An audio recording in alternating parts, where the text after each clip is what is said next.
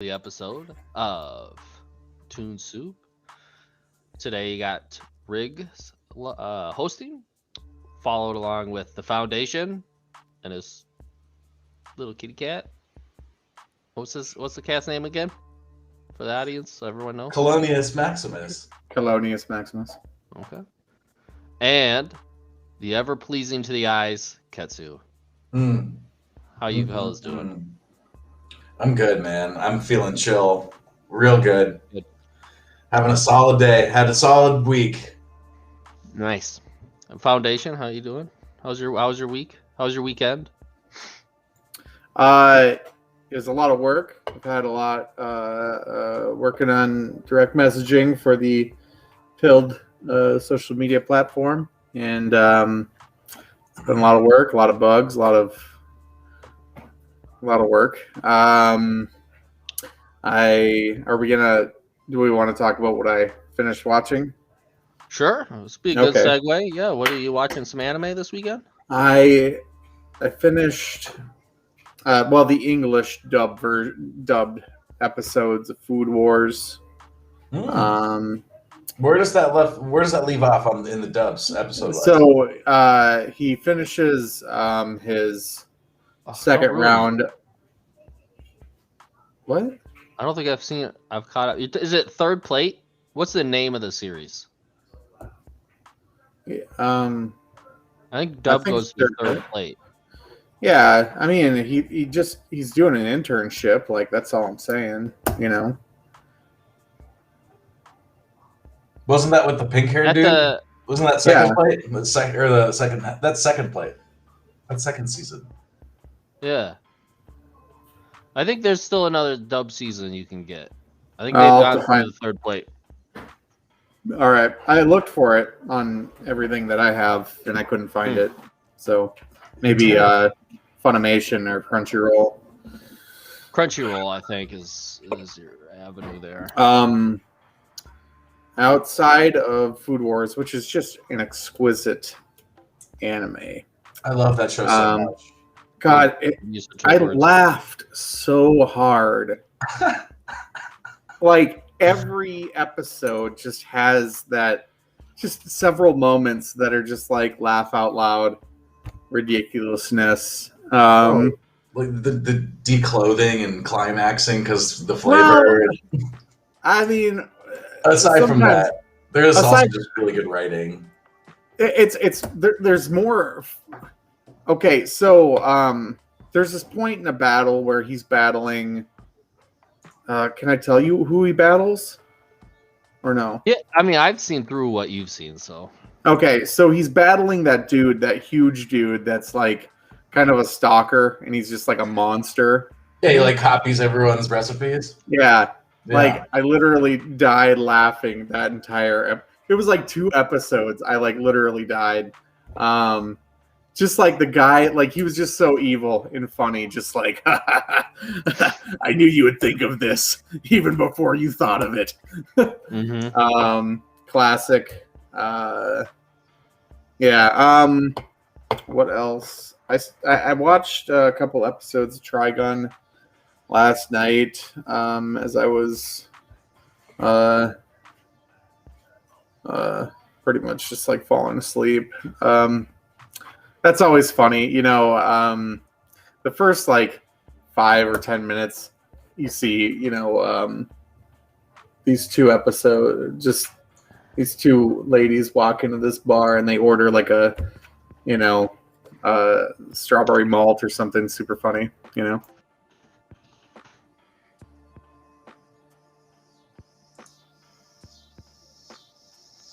yeah. Someone's got some crickets in their home. 1 second. Or, cicadas. I don't know. Cicadas. I didn't call you. What are you watching? Is there someone? What are you watching, Ketsu? I've had a pretty chill week. I haven't been watching too much new anime. I actually have just been keeping up with the latest episodes of My Hero Academia. Like I was behind like 3 episodes in the latest season, really? so I caught up on that. Saturday was the latest release of episode 3 of Fana Pirate Princess, so I watched that, and I tell you, I'm in love with that show. I'm really excited to see how that plays out. Super, super into that. And then I haven't found anything quite new or exciting to dive into aside from those two, just keeping up week to week, things that we had mentioned from the past. But I have been casually just playing Cowboy Bebop again. I'm like 6 episodes in. I started like a week ago, just throwing it on Funimation, just watching the dub while I'm like doing chores or messing around on my phone. And yeah, so it's kind of rewatching a classic.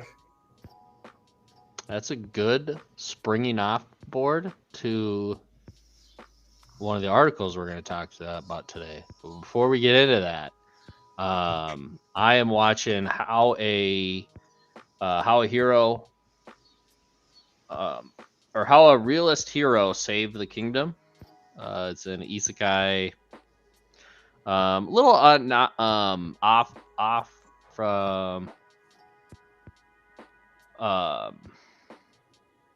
little off from most isekais, where the protagonist comes into a world with some sort of power. He doesn't really have any special powers. He just comes from like a modern day Japan, and he like completely flips their government and like how their economy is working, and is just like basically rebuilding their economy in more of like just kind of a realist, like knowing from an economics point of view of being like, all right, well, we're sitting on all this treasure, let's just sell it so we can like get some money into the capital. Like we need money so that we can turn around and then invest it into this, that, and the other. And so it's actually pretty interesting, just because it's more just kind of down to earth rather than like using special powers to like save. I like that. So yeah, it gives it an aspect of like realism. Yeah, just like a little bit of a twist there. And then the two other ones I'm coming up soon will be ending is A Dragon Goes House Hunting, which is a really good, just kind of slice of life thing where this red dragon, fire dragon, gets kicked out of his house, like out of his clans, and he has to like wander the countryside with this real estate agent looking for a house to buy. And he's like constantly running into like weird shenanigans, and like he's like a incredibly weak dragon. Like he can't fly apparently, and he has like no good strengths. So it's like he's like always getting beat up by everybody he comes across, and he's like really cowardice, and so it's just kind of fun and like enjoyable to watch. And then the last one is Back Arrow, which I think is also coming to an end here soon. It's all about similar to like Attack on Titan. If you kind of know how Attack on Titan works, is they're on this island and they're kind of always just they're walled inside, right? So I forget what the capital is called, but they're all living within that capital.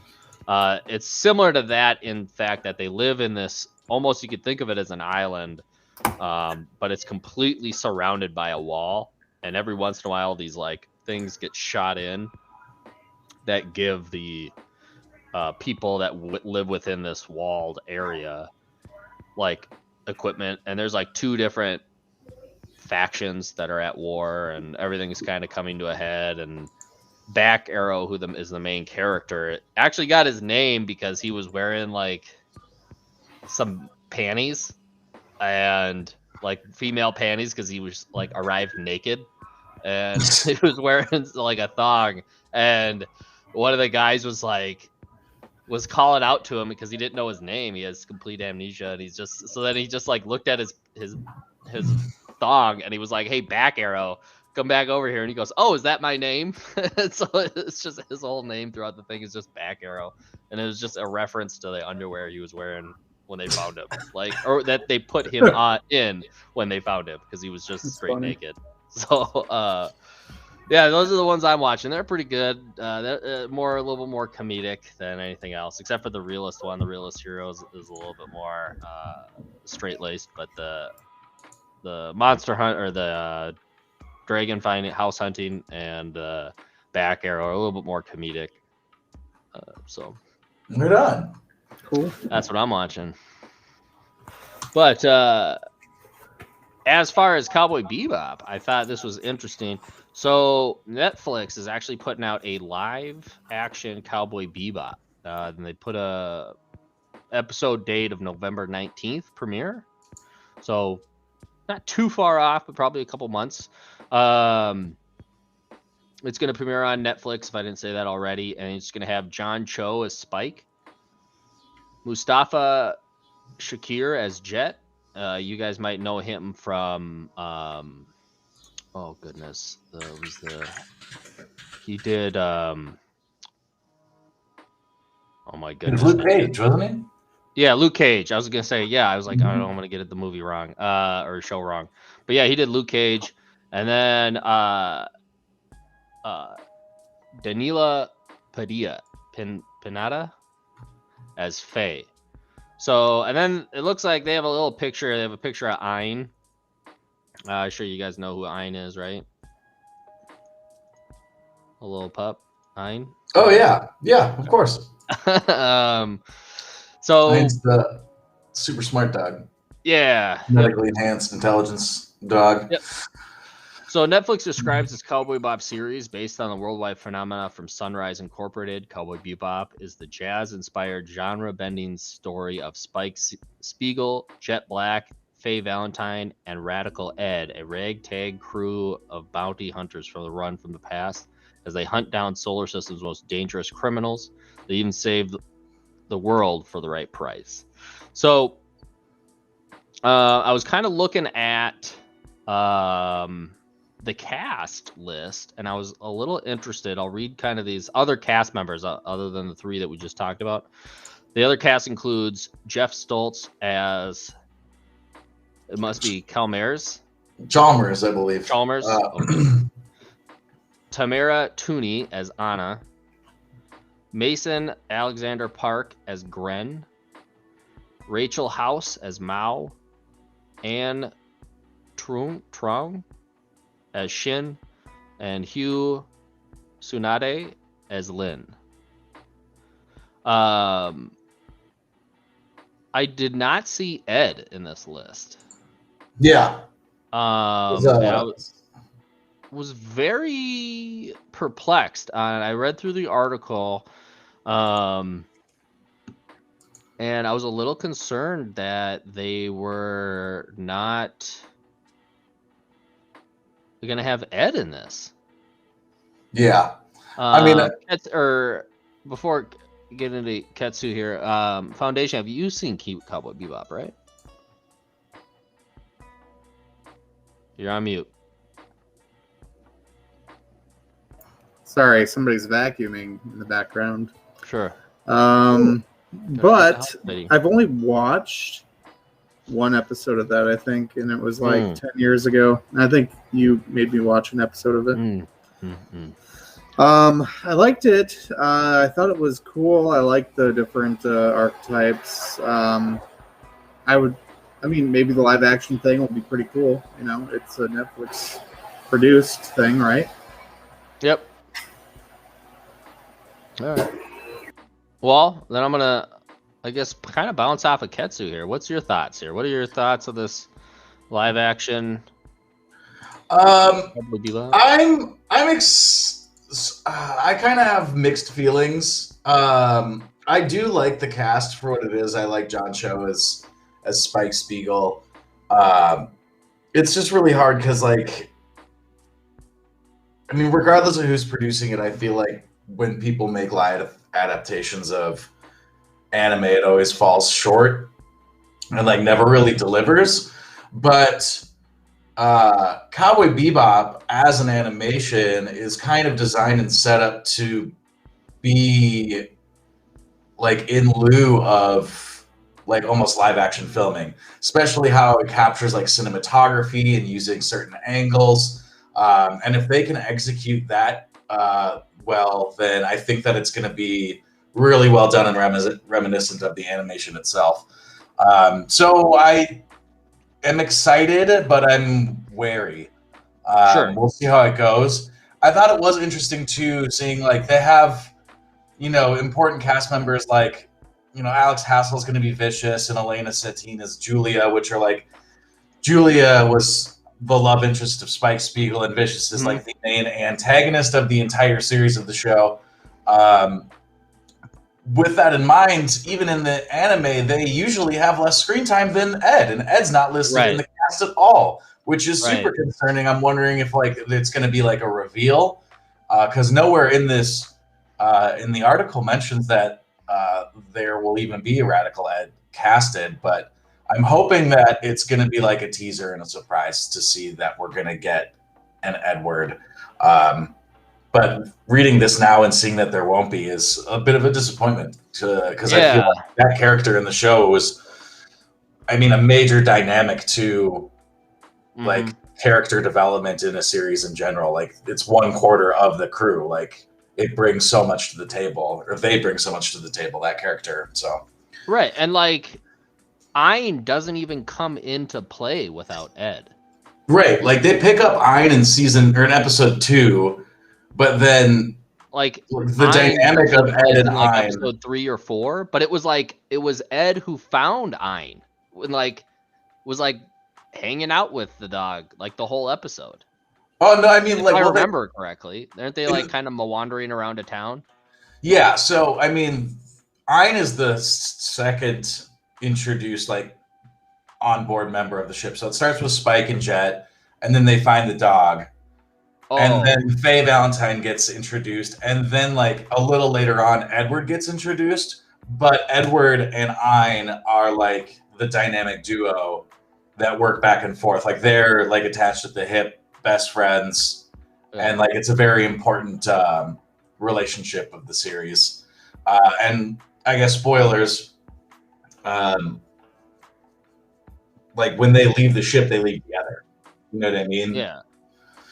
And I guess maybe because there was an article I read from Polygon that said they are looking at having like a second season already. So maybe it's not maybe closer to the because I'm almost wondering if they're redesigning this. But before I get into that, just kind of give you guys the credentials of kind of who's all working on this, right? So the series is a co-production between Netflix and Tomorrow Studios, with Netflix handling the physical production. Tomorrow Studios is a partnership between producer Marty Adelstein, who did Prison Break, Teen Wolf, producer for the live-action One Piece project, and ITV Studios. Shinichiro Watanabe, the original anime's director, is serving as a consultant for the project. Andre Nemec, Josh Applebaum, Jeff Pinker, and Scott Rosenberg of Midnight Radio are credited as showrunners and executive producers. Tomorrow Studios' Marty Adelstein and Becky Clements, Yaso Miwakasa, Masayuki Ozaki, and Shin Sasaki of Sunrise, with the studio that animated the original series, and Tetsu Fujimura and Matthew Weinberg were also created as executive producers. Seems like they got a lot of executive producers. Right. Chris Yost, so he did Thor: The Dark World and Thor: Ragnarok, is actually writing the series and is credited as executive producer. So I think, as far as who's working on it, it seems like it could be a good production. It seems like it has a good story writer, at least. Yeah, they. Those Thor movies were really well written, well done. And if they're having like all the original like producers, animators, designers from the animated series, I think that it'll give this live action adaptation a lot of potential to be as good as they would want it to be for this. And like, as you were saying, like they are already greenlit for a second season. It's mentioning that these episodes are going to be like an hour long. That's going to allow them to Mhm. depict everything that they want to as accurately as possible to the animated series. But who's to say how many episodes we're actually getting for the first season? We could just have 3 or 4 hour-long episodes that depict up to the first 6 episodes, 7 episodes of the animated series itself, which is pre-Ed. So maybe season 2, Edward gets introduced. Right. That's what I was thinking. Is like, okay, well, maybe they're doing like a Game of Thrones like season, like 8 episodes, and they're an hour long. That seems, So even if, I mean, think, most series are like 12, 13 episodes. I mean, if they're an hour long, you cut that in half, you're looking at anywhere from 6 to 8 episodes, right? So, Yeah, I mean, like, look at, The Witcher. Those are hour-long episodes. I think there was 7 or 8 episodes in the first season. So, I mean, that's kind of in Netflix's wheelhouse of production is, if you have hour-long episodes, your season could be anywhere from 4 to 9 episodes, depending on, the content that they produce. So it'll be interesting to see. I'm excited for it. I'm not going to keep my hopes super high, but I am. This is in my wheelhouse for sure. Yeah. Cool. Well, hopefully, Foundation, this will bring you in to the conversation. Cowboy Bebop. That's a good series. I'm surprised you haven't given her a ring. Yeah, you should give a watch. It's not because I don't think it's good. It's just there's only so many hours. You don't think it's good?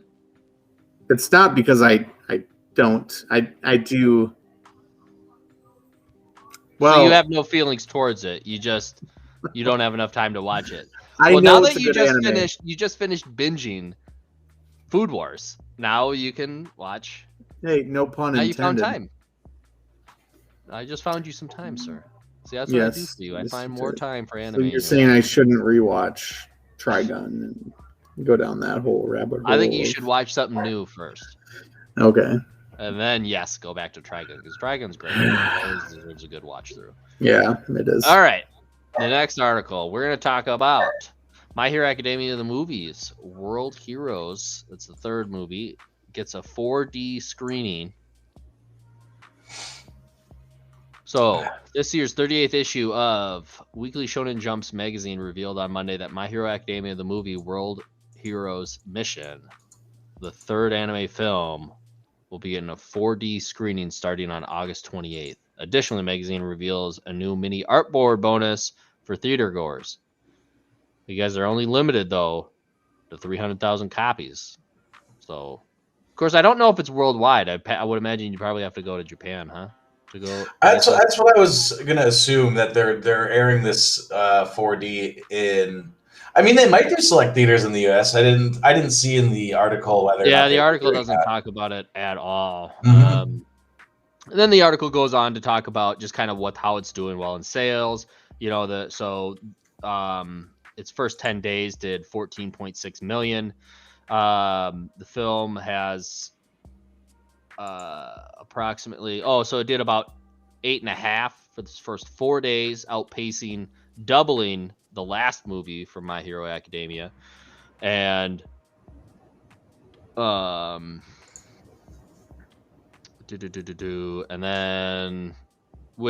then the first film, Two Heroes, had earned a total of 1.72 after it opened in July. So sounds like it's on a good track to catch that first movie and to keep moving forward. As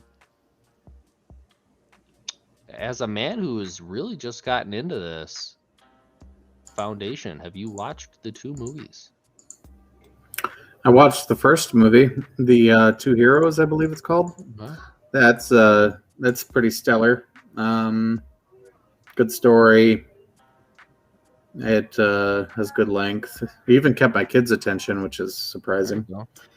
Yeah. I will say I feel like its animation is more, art style is more aimed towards that younger age group. I just feel like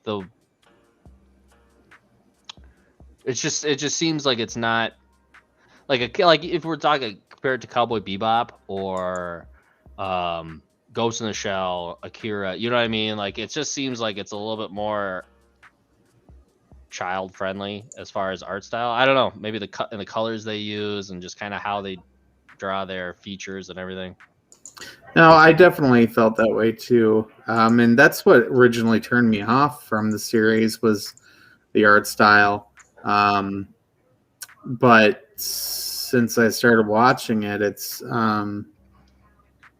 just so freaking good. You know, You come around, huh? Can't get enough of it. But yeah, that's another thing. Like with One Piece, like I'm just like, oh, the art style, you know. I hear you. Ketsu, you just said you just caught up on this, right? I've been catching up on the series itself. Yeah. Funny enough, I actually haven't seen any of the My Hero movies. I've been recommended to watch them. I've been told that they were fantastic. And like it's sequential. Like when, you know, an arc ends and the movie was released, it's like that movie happens from when the series ended and then like revamped for the next season. So it's like, it's all, like I said, sequential. I just haven't given them the time of day just because of like other things in my watch list. Also, I'm not sure if the movies are available on Crunchyroll. Not that I've noticed.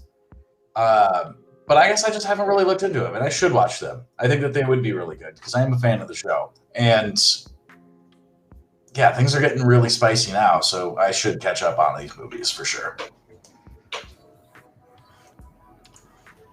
I have not seen them. So Heroes Rising, so I'm just checking here. So you would have to stream it on Stars. Stars is streaming the second movie. Okay. Oh, really? Or you could rent it on Apple TV. Okay. And let me check Two Heroes, which is the first one, right? So Apple TV, you'd have to rent it. Is that what you did, Foundation there, or did you? Prime Video, I think, has it too. Oh yeah, or, yeah. Yeah, Prime Video. My filter was weird. Yeah, so yep, they do it all those. So yep, TV, Amazon, Google, but none of them are free. You just have to pay for it. Is the second movie on Prime? Let me jump back. Yes. No. Rent or purchase. Yep. English dub. Oh, actually, DirecTV. You could, if anybody here is a subscriber to DirecTV, it looks like you get that. But man, I don't know. You just gotta go in there and check and see what they got. All right, man. All right. Subtitles, audio languages, English. Yeah. I don't know why you would also. I mean, I guess I shouldn't say why. Why would you want? Because if you're deaf, then I suppose you still want captions when you're. I think of the deaf people, Riggs. Yep. I wasn't, and you know what? We're an inclusive bunch here. I mean, obviously, there's no deaf people watching this show because we have no captions, so they would just be seeing us looking like a bunch of idiots, mouths yapping, no context. No context. Now, one thing I wasn't. What is 4D in the movie world? What is that? And it's something that made me. I think it's, as far as I know, it's mostly just like a sensory experience. So, like, if there's water, like they have little spritzers that'll like mist you on top of like sound, and like being able to see in 3D. Okay. That's what 4D is? Yeah, it's like an immersive experience. That'd be funny. Food Wars in 4D. I don't want to watch Food Wars in 4D. I would. Yeah, I would watch. They just smell. Only smell. Do not be spraying me with nothing. Right. I was gonna say, like, what do they have? Like, I want the whole experience. Like the cats. What are they called when you work for a movie theater? The attendees. Yeah, whatever. They just have like bottles of ketchup on the side that they'll like squirt you with in certain scenes. Yeah, or something else. Anyway. Yeah, so 4D film or 4D film is a marketing term for an entertainment presentation system combining a 3D film with physical effects that occur in the theater in synchronization with the film. That's cool. So there we go. We got it. Mm-hmm. Sweet. All right. So,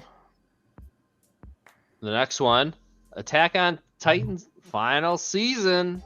I mean, the Part second 2 part. of the final Season, yeah. part 2, right? Like, so it's kind of like it's not necessarily the final season, but the path of the next Attack on Titan TV anime series has revealed itself. The official Twitter account revealing tonight that the episode is the final season with broadcast in January of 2022, on track with their next winner announcement at the end of part 1. Yeah. What you guys keeping up on this? I have not watched season 4, and I'm gonna wait till this one drops so I can just binge it. I'm a binger, and I want it. I want it Yeah. all, and I want it. I'm kept up with. I finished like the first half of season 5. A real interesting direction with the way that they decided to go with this show.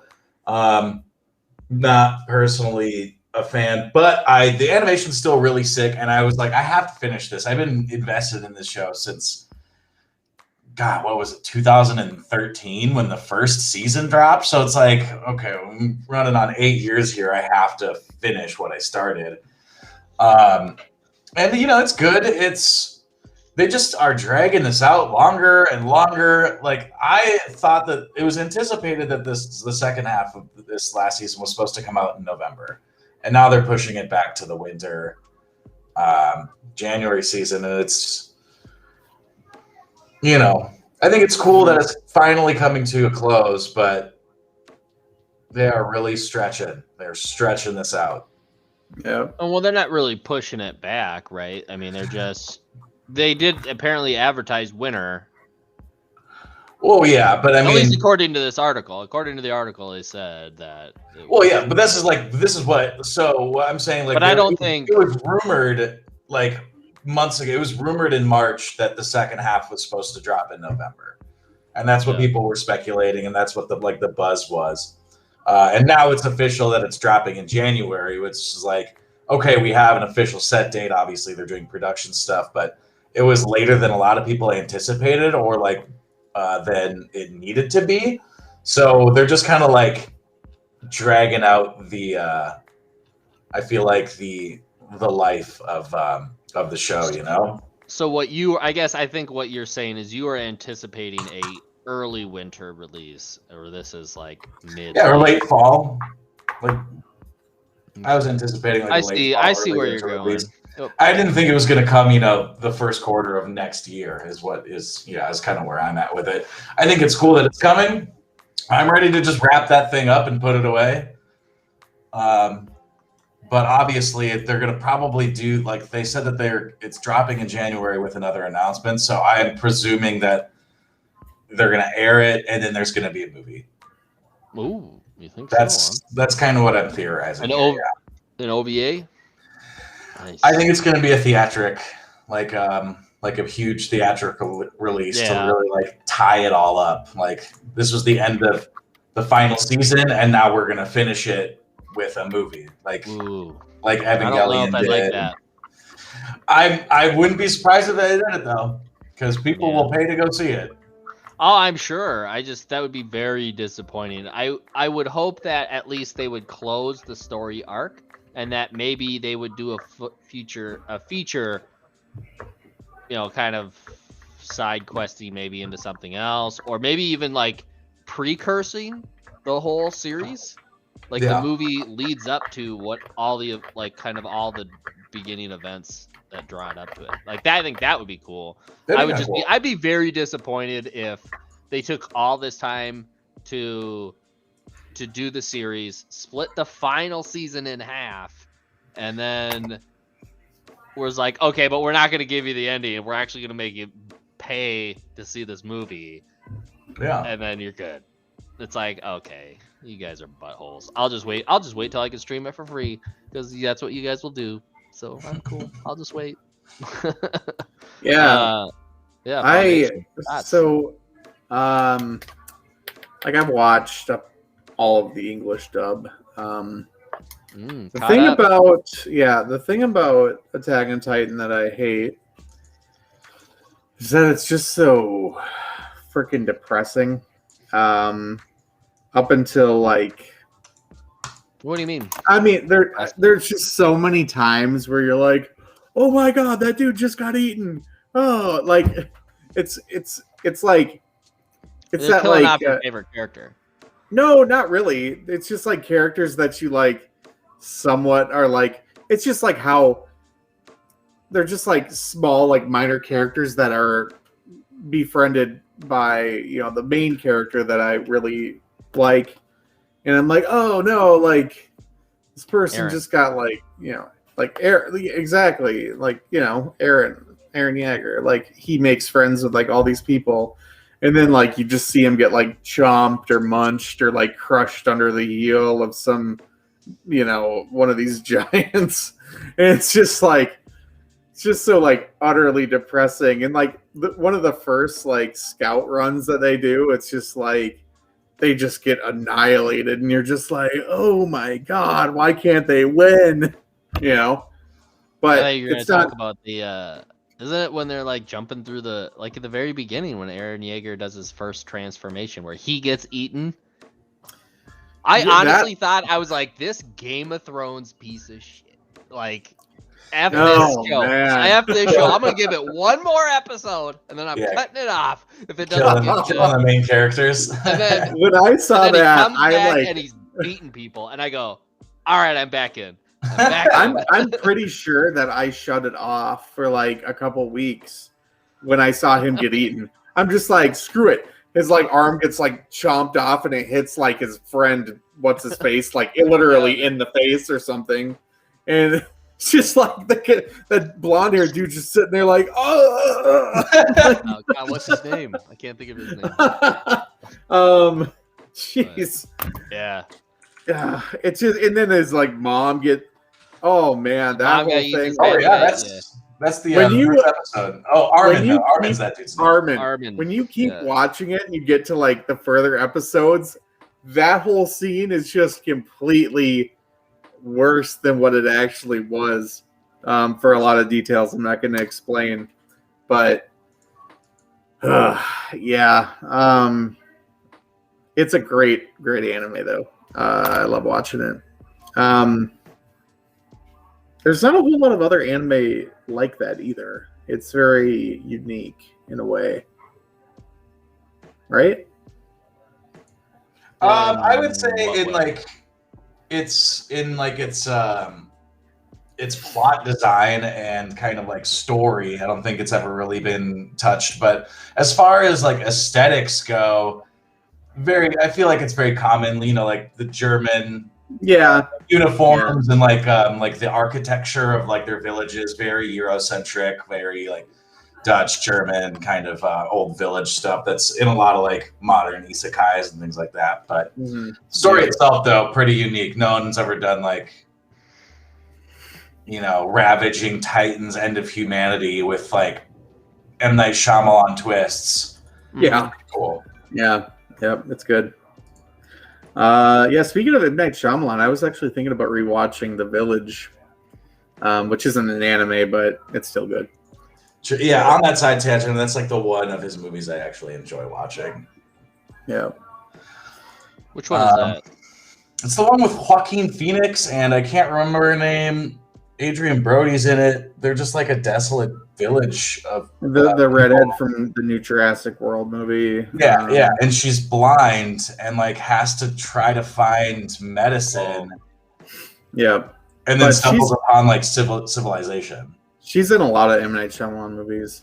But yeah, it's funny that M. Night Shyamalan actually did that Avatar film, which I thought was actually really well done outside of the acting of the couple. I don't know if it was the acting or the writing, but I thought it was okay for what it was. It was definitely nicely done as far as cinematics go, but yeah, another anime to movie adaptation that didn't really work out very well. No, The one of many. the one. Yeah, absolutely. So, Cowboy Bebop, don't let us down. Come Right. on, redemption story. We need it. We need it. I was gonna say, I think one of the big wins of, And I bet a lot of these anime adaptations actually do really well in like Japan. I'm willing to bet they do, but they do terribly in the U.S. because the sound is so off and bad, especially like in dubbed. It's just the worst, and it's just like, what is going on here? And so I think having Netflix and some big powerhouses behind a live action adaptation would really benefit, especially the anime world. I wish they would kind of honestly market live action. They would market that to a Western audience, because I think that would bring that Western audience into the animation. Be like, oh, this is based off of something else. Well, let's watch that, and then they watch that instead. You know what I mean? I almost wish that the live action would just kind of be aimed more towards a Western audience rather than just kind of keeping to its roots. But who knows? Maybe it wouldn't help anyways. But let's so talk about Star Wars. Star Wars is coming out with a new animated short anthology called Visions. We are gonna load up the English dubbed version and get that rolling here for the audience. Should be very comparable if you guys have seen Animatrix or the Halo animated short series. All right, are we gonna play this? Are you gonna play this? Yeah. Well, I use the royal Wii. Yeah. Long ago, a great warrior came to this village and entrusted our ancestors with this. Its power and responsibility now lie with you.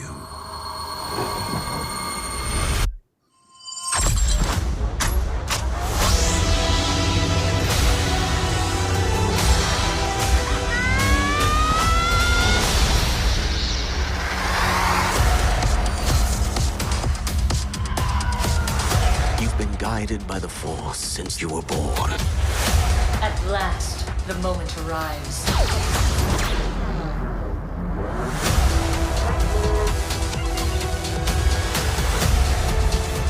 It's the first time I've confronted such darkness.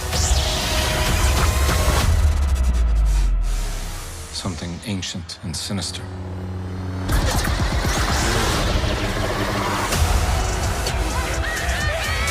We're going to be a proper family.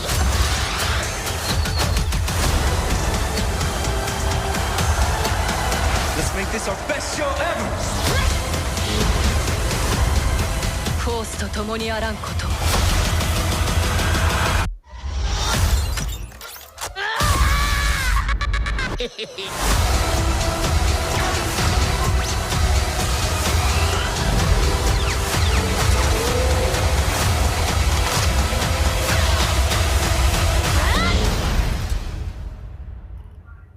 I accept this responsibility.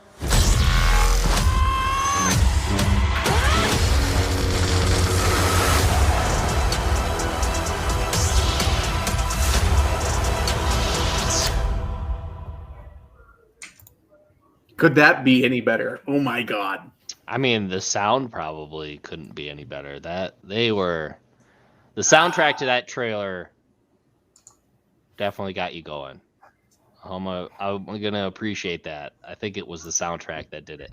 I will say, I think there was a couple of animation types in there that are gonna be singing Ketsu's tune.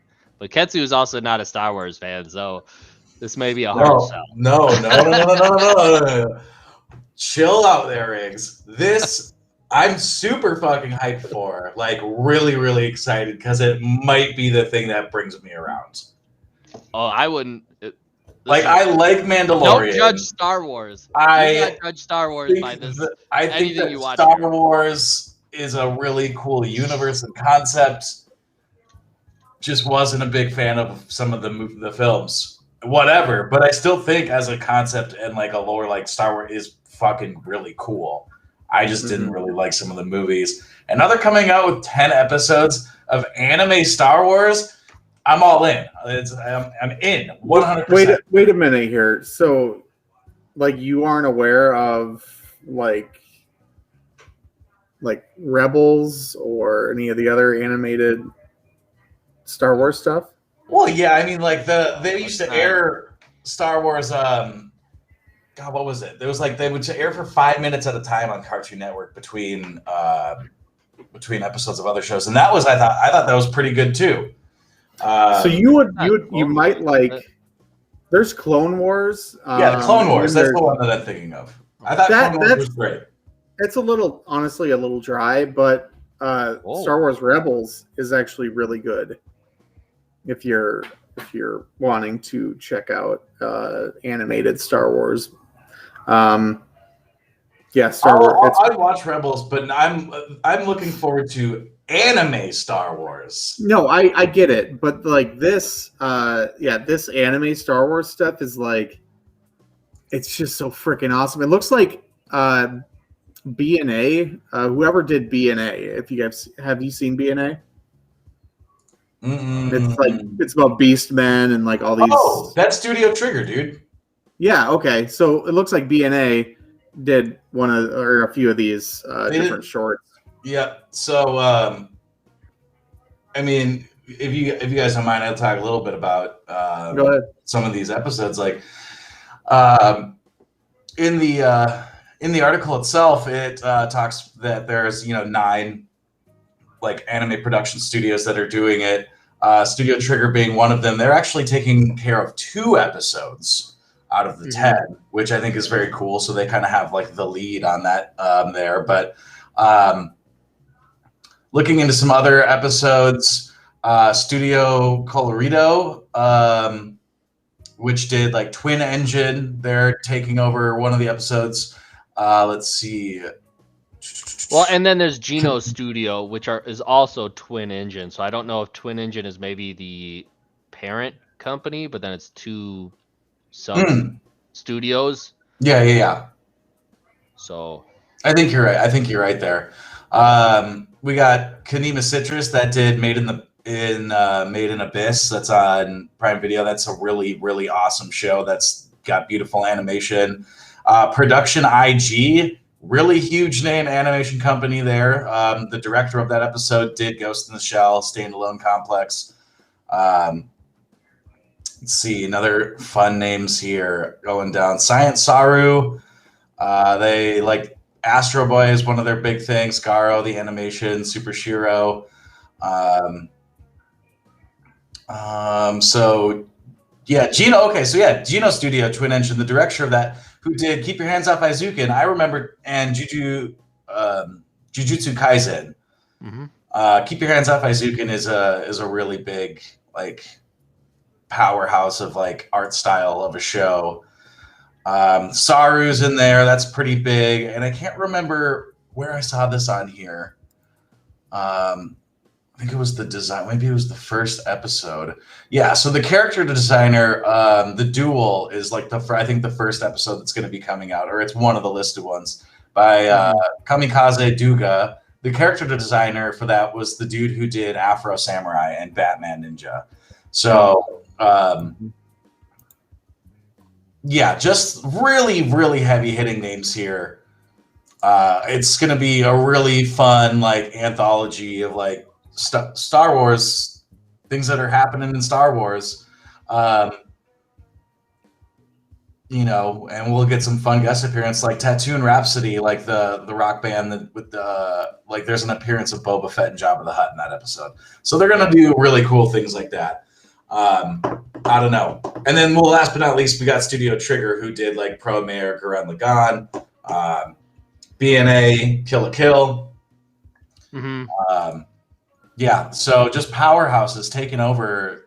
That's like one of the things that gets me the most excited is we're going to see an episode from all of these heavy hitting studios like putting forth into the Star Wars like lore and universe, and I'm really, really hyped about that.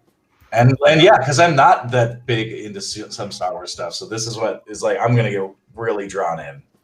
Yeah, so I think. Cool. I mean, I hope this does really well. I hope it gets a lot of attention, and I hope that Disney sells the idea of an anime styled Star Wars film or Star Wars series. I think there's just so much possibility because I mean, just what Star Wars is with Jedi and Sith and lightsaber fights and stuff like that, like what they could do with an anime versus live action, I think is sky's the limit. They could just do so much more, and there's just so much back history to that world. Like what we've seen in those 9 films is actually kind of the end game to the Rebels and the Empire fighting. Yeah. It's there's tens of thousands of years of history of the Jedi and Sith fighting, and they should just take advantage of that, and they could do this fan fiction stuff. They could pretty much make up their own stories and get into it. So, I wish they would kind of get away from the Empire. I wish that's what I wish. So I hope this anime series helps them develop some sort of Sith v Jedi Order anime series. That's what I would really hope. That'd be like the golden ticket that would come out of this would be, because I'll be honest, I don't really have high hopes for it. I will enjoy it. I know it's going to have a lot of really cool stuff. It's going to introduce a lot of people and allow a lot of studios to get their work out there to a market that's probably unaware of what they do. So I think this is a great intro to this. So as I said, it's going to be very similar to like how Animatrix worked and how Halo did a series of short animated films as well. So, I just think. What did you think of the Animatrix?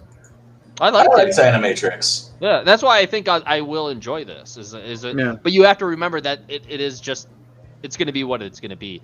It's not going to be linear. These are going to be 9-10 stories of their own making and creation. Yeah, it's anthology, but it's all in canon. Yeah, and well, I mean, maybe not. I mean, that's kind of the canon's out the window sure, because get off. I'm sure they probably got just do whatever you want. This is Jedi, this is Sith. Just kind of understand how they all work, because I don't ever remember in any story I've ever seen either a Jedi or a Sith blocking a lightsaber or a plasma rifle with their hands. Simply the Force. Just going, no, I'm just going to stop you right there. Fair point. Like, maybe so. I don't think. And then a lot of it seemed to. There was that black and white version, which is, and I think so. I think it's gonna be an awesome meld of Star Wars technology and universe with Japanese lore and cultural aesthetics. Right. Because there was that point where like the I don't know if she was a bunny or a fox or what she was, but some sort of beast animal human thing. She was a tanuki. She's a furry. But they handed her that box that had that lightsaber in it, and that was very Japanese culture. Like it had the flower, like the design of the box and of it being passed on. Just very Japanese culture, which is not in Star Wars at all. You'll never find that anywhere. Right. So, but so I think it's going to be a great meld. That's why, and so I'm excited. I'm excited for the possibilities of what this is going to open up. Yeah, I there's think so many I crossovers that could happen. Yeah. Yeah. So. Yeah, but even like the origin, just like I'm one of those people that always love a backstory, and hearing like an origin story of the Force, like the Metachlorians and how like that shit came to be, like that would be pretty cool, and done in like some sort of weird like cool like Japanese-esque fashion. Like it would be like sort of like cyberpunk, but still like Japanese samurai motif or whatever. I don't know how to say it. But yeah, it'd be really super cool. I mean, the Jedi are very samurai-esque. Right. Yeah, I was gonna say that. Yeah. Honor and protecting those who can't protect themselves. Yeah, it's like a knight as well, like a medieval knight or something, in some sort of fashion. But yeah, so I'm excited about all that. You know, speaking of Trigger, the studio, we got another article here celebrating the best anime of their 10th anniversary. They're celebrating their big 10 years. So pretty crazy. They've only been around for 10 years and some of the stuff they've put out. So from Infernal Cop to Little Witch Academia to Kill la Kill and many more titles, Studio Trigger has cemented itself as a household name within the anime industry. Their distinct animation has a reputation of being incredible, vibrant, and their writing is almost always over the top. The notable blend of these two elements ensures fans know the name Studio Trigger. It's the absurdity and their willingness to take innovation risks that makes their work so enjoyable. So, Trigger's success can be traced back to 2011, following the success of Gurren Lagann. I don't know if you guys seen that one. I have, yeah. So, Gurren Lagann. It wasn't too into it myself, but you got to be into mech. You got to be into mech anime. It's funny because Studio Trigger actually, I forget who they were. They started as like a team of animators, were like a project team that were an offshoot of a different studio, and I can't remember the name of it now. But they were given an assignment. They're like, okay, produce something, and then we'll see if we can fund you to start this studio. So they did Fooly Cooly. And they did. Go ahead. Oh yeah, so Fooly Cooly FLCO was like an OVA 6-episode series that got them permission and granting and funding to then launch Studio Trigger, and then they came out with Gurren Lagann. So that's fun, and to think that I forget that it was only 10 years ago. It's a very super young studio that is just like continually produced and like put out some of the best works. Okay. Yep. Yeah, their original work on Wikipedia says it was Kill la Kill, which I've watched. It was really good. Yep. Kill la Kill is very good. God damn it. What? My mic. Oh. It almost so their animation style looks very similar to My Hero Academia. I disagree. You disagree? Okay. Yeah. You might have to rewatch Kill la Kill a little bit. Kill la Kill is like very over the top, poignant, like cartoony. But it's like it's very signature Trigger like animation. And then they do sink some good stuff into Sakuga, where they have some like really cool movement. I mean, I have just watched BNA very recently, which is a really good anime. I like BNA. Yeah. Yeah, my kid really likes BNA. I mean, they do stuff that's a little different too, like the Ninja Slayer. That's a little bit different of an animation style. Darling in the Franxx. That's Darling in the Franxx different. I feel like it's a lot more enhanced, like more realistic animation. Yeah, it's not like Kill signature Kill. style. No, yeah. It's very Darling in the Franxx is like very realistic, and like they highlight how well their movement is. I loved that show, by the way. That was a really good one. It was good. SSS Gridman is another like more mech, but that's going to be on the more realist side, and they use CG in it. Promare is going to be a little more cartoony, very vibrant and colorful, and then Little Witch Academia is kind of an amalgamation between all of that stuff. Because I would say like Fooly Cooly, Kill la Kill, Little Witch are all very similar in their kind of art styles of being just a little bit more on the cartoonish side. Yeah. And I think that's what we're going to see with at least one of the visions, Star Wars Visions, is we're going to see that where it was the one that totally stood out. There was a couple that definitely stood out. We watching that trailer, you're like, yep, that one and that one. Yeah. It was the one that with the woman who had the 6 arms. Yeah, and like two sabers that were fighting the blonde. Yeah, that was like that's I like was like- that's very Studio Trigger fight scene. Yep. Like, Yeah. Do we want to watch the trailer again or no? Don't want to watch the trailer again. but yeah, Um, good on Trigger, and Yeah. congrats to them. Cheers to them for 10 years. I think it's 10 pretty years. awesome. It'll be really interesting to see what they continue to come up with. yeah, Yeah. good We're stuff. hoping we'll have 10 years of Toon Soup, guys. 10 years. 10 years. 10 years. 10 years. Foundation and I will be old and decrepit, and Yeah, maybe Tetsu, just you'll be old. as old as us. Crap it. I'll probably never age. There you go. Never age. So Speaking of aging so and growing, what? What? oh,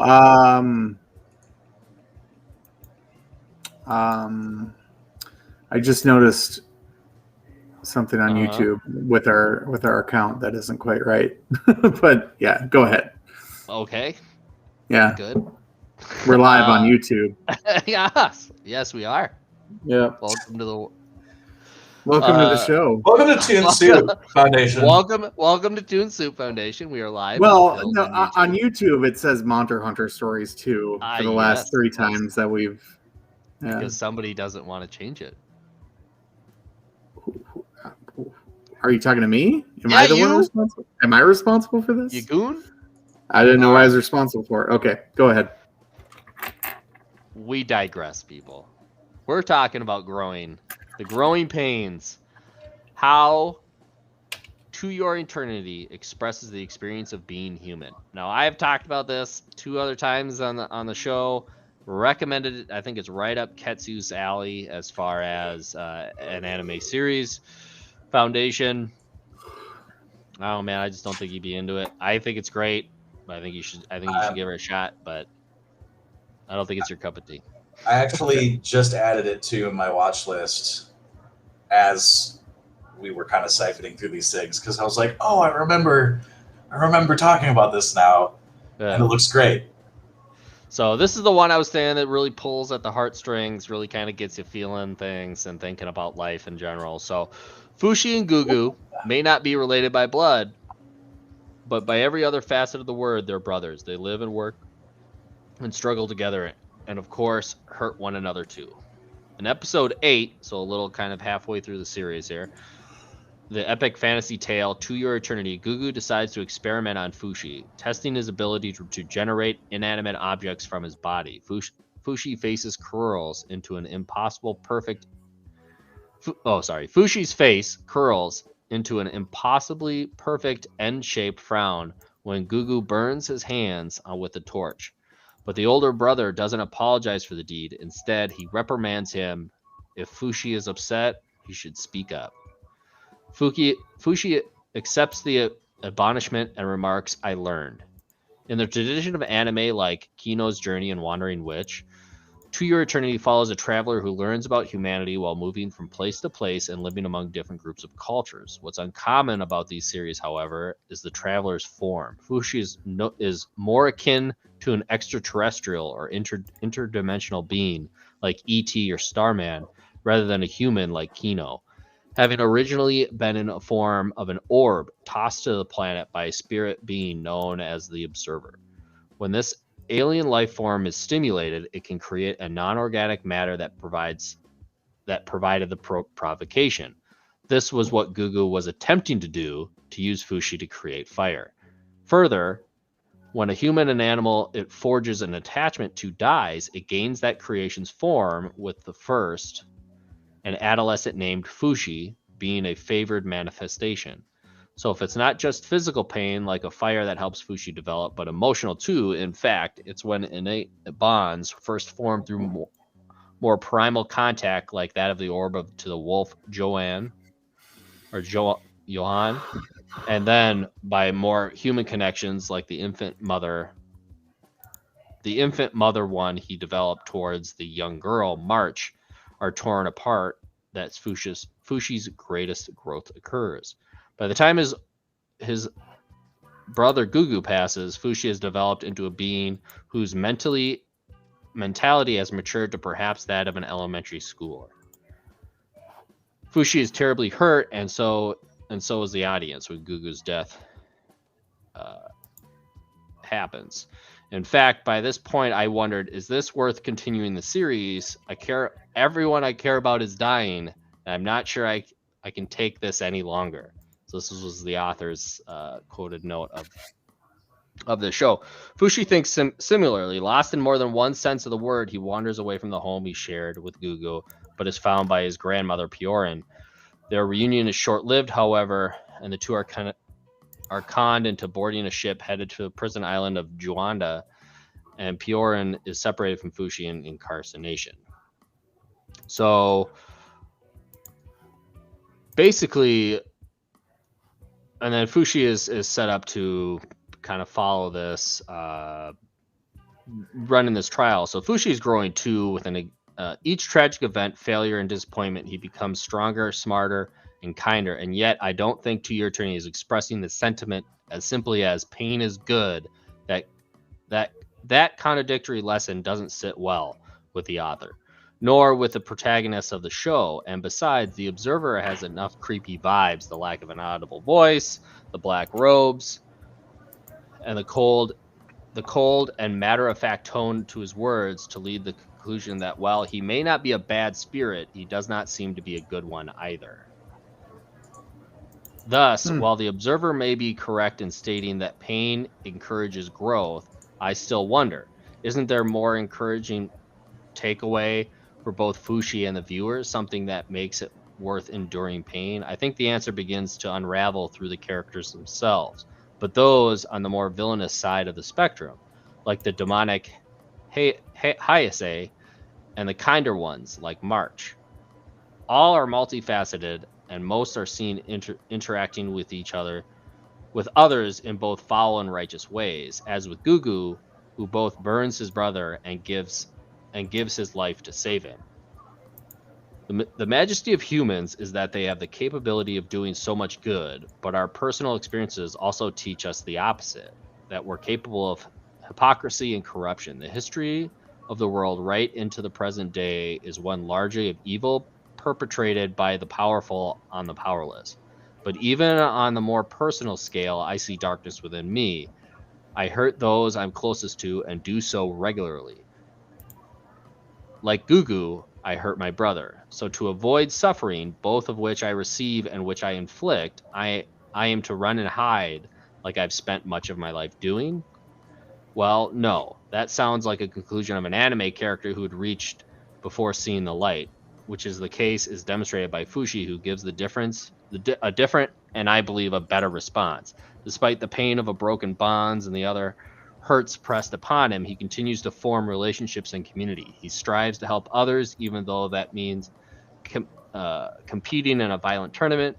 Fushi must know, or at least sense, that more pain will return to him at the end, but he places the impending torment aside to love and care for others, often at great cost to himself, and even when those others wound his body and soul. Imagine that, an alien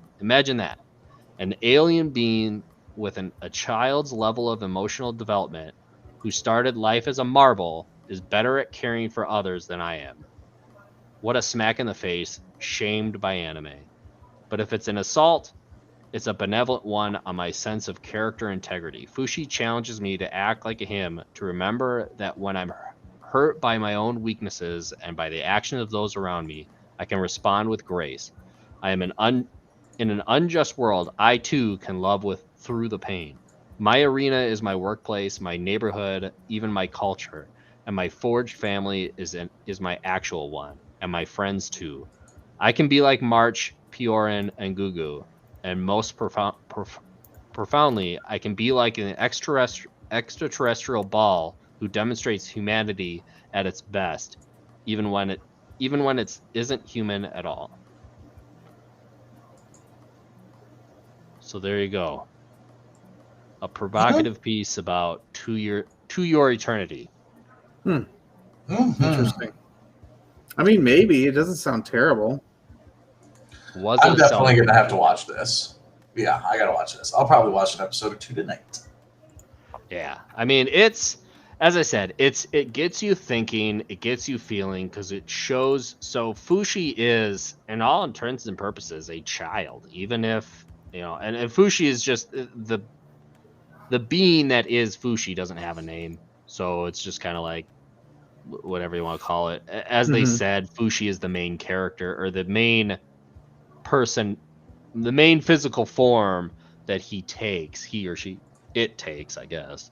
But it has multiple forms that it can take, and it does throughout the series to kind of, and it gets better. I'm about episode 11, so I am right at kind of where this was talking about, where he leaves the village after Gugu passes, and it so it was a little bit, I kind of got a little bit of a spoiler there. I tried to kind of skip over it for my own benefit, but yeah, I think it's great, and I think this article really touches on a lot of stuff that I was kind of not very well expressing when I was talking about the film, or the series. As I said, it's a lot of thought provocation. It's a lot of self-reflection, and kind of how this guy says is this Fushi shows humanity at its best, even though he's not a human. Like, loving through the pain, showing compassion, even though you're going to get hurt or it's going to cause you pain in the short term. So,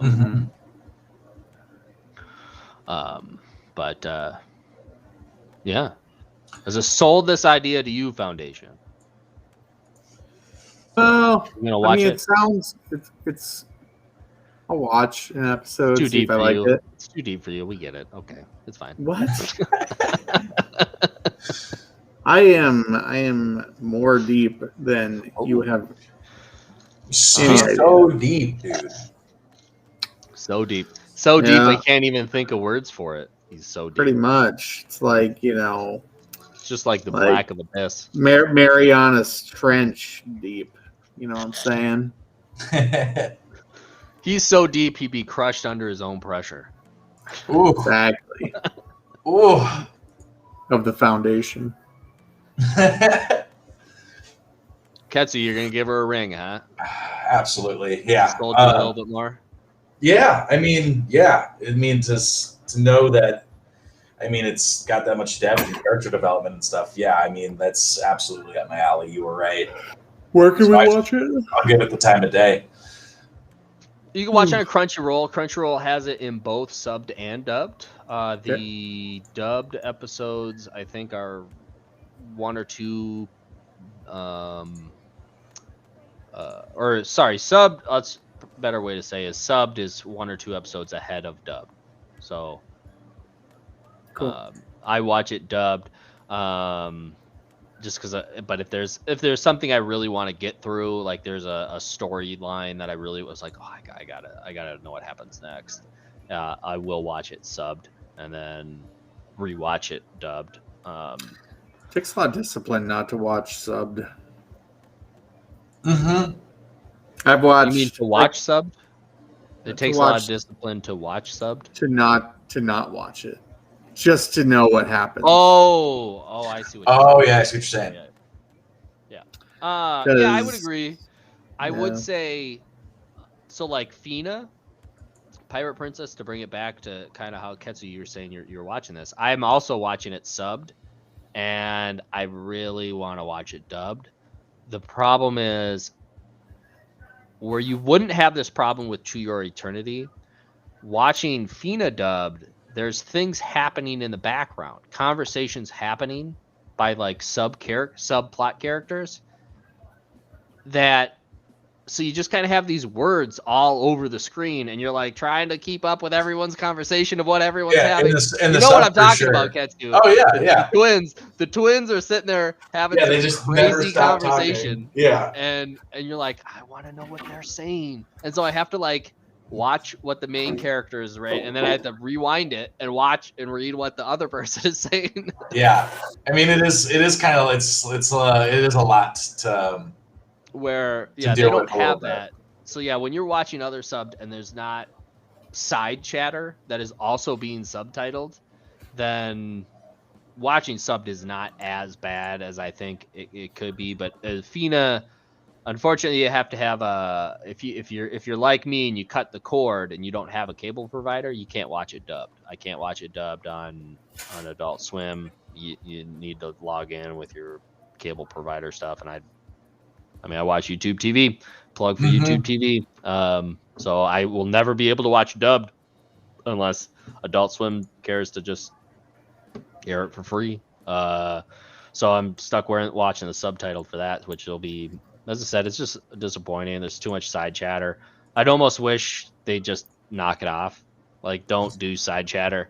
Like, it really adds to their character. It does, and I enjoy it, but I can't enjoy the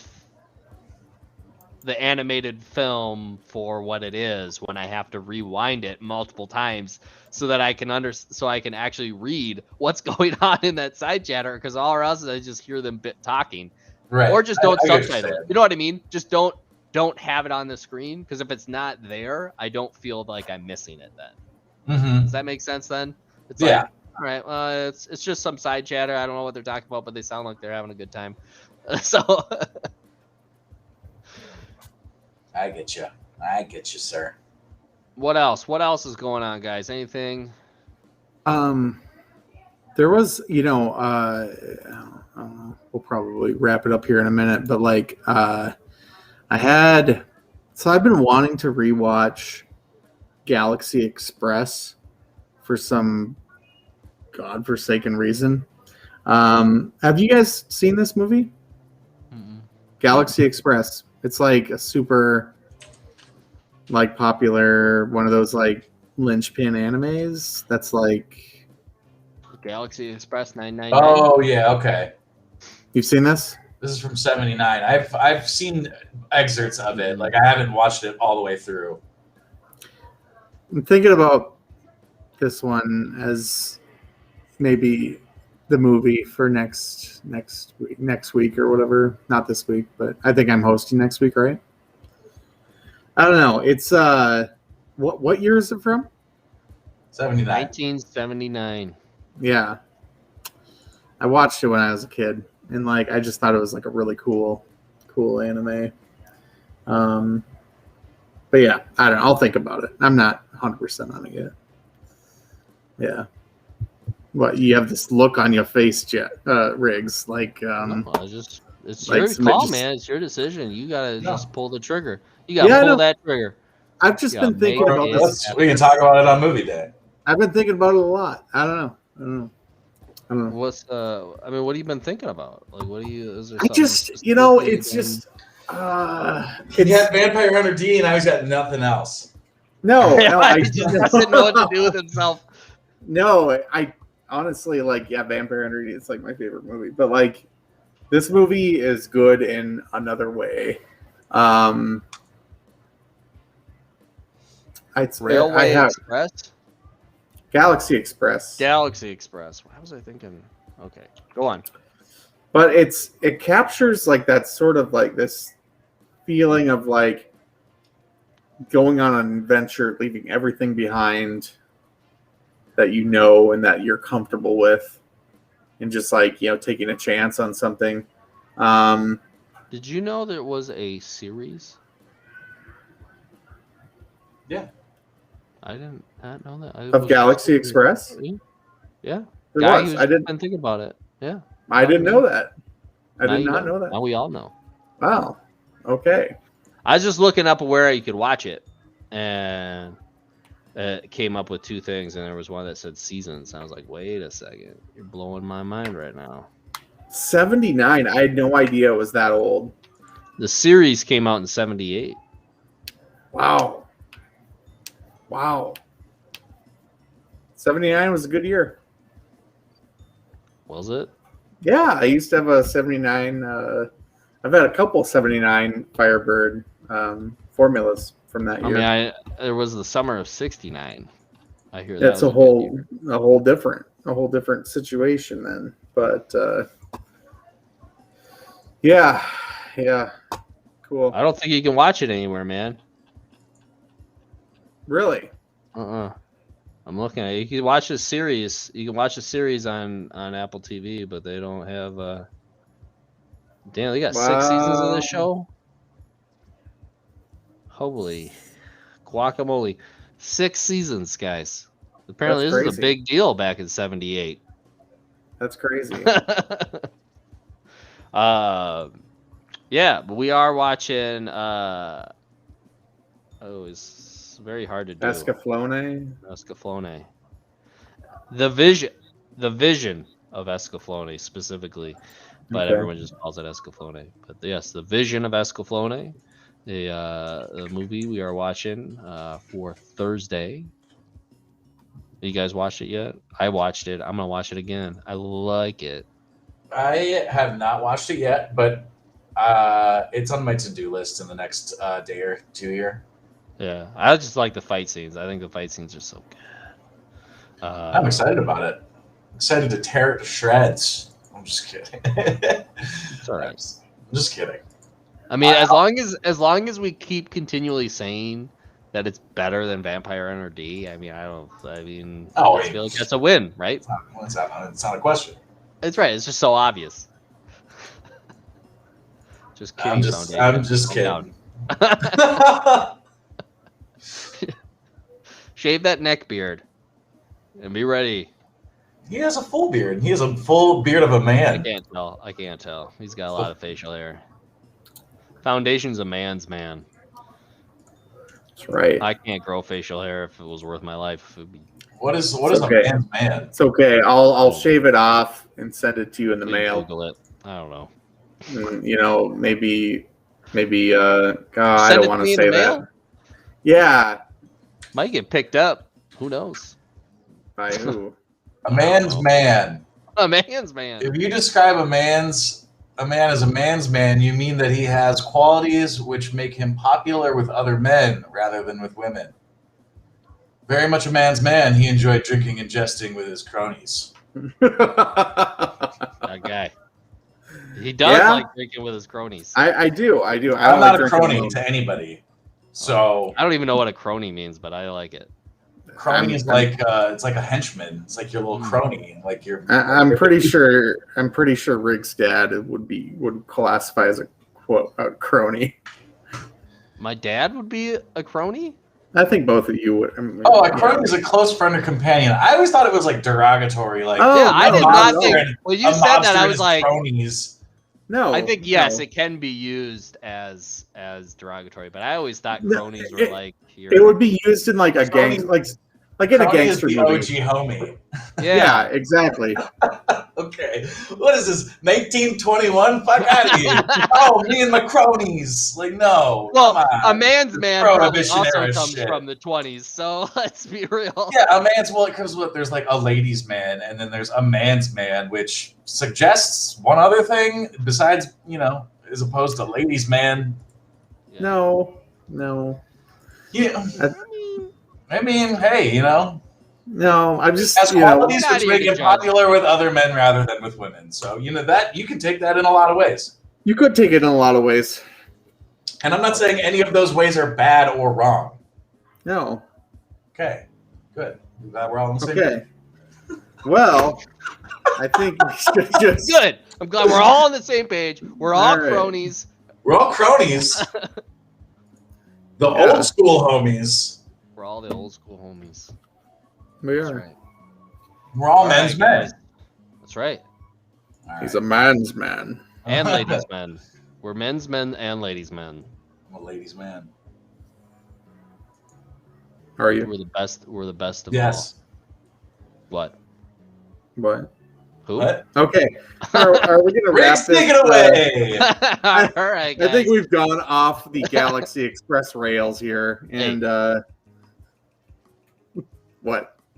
And what? What happens when you go off What? the Galaxy Express rails? Do you just is that like Black shooting for holes. the moon? Always Black shoot for holes. the moon because you may land on a star? Is that like that? You fall off the rails of a star? I mean,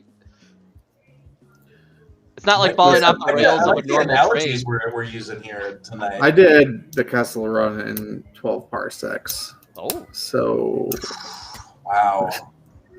but Wait. didn't he- I'm kidding. I can't even. I can't That's from even- Star Wars. Did you not Yeah, but watch? how fast did he do it? Did he do it in 12 parsecs or did he do it faster? No, he did it in 12 parsecs. Okay, I thought maybe he did. Say parsecs one more fucking time, guys. Well, You'll know somebody what we're doesn't talking like about Star when Visions Wars. comes out. Somebody doesn't like the Somebody word doesn't like Star Wars. Okay, anyway. I thought we were talking Alright. about Star Wars on this channel. All right. Well, if you enjoyed our banter and you truly enjoyed the last 5 minutes, join us on Thursday. We're going to talk about Vision of Escaflowne, rip it to shreds. I'm going to go home crying. And then we'll pick Aren't this you- all up next week. Okay. We'll talk some more news and we'll talk about what we're watching. Sounds great. Thanks, everyone. Thank you, guys. Hey.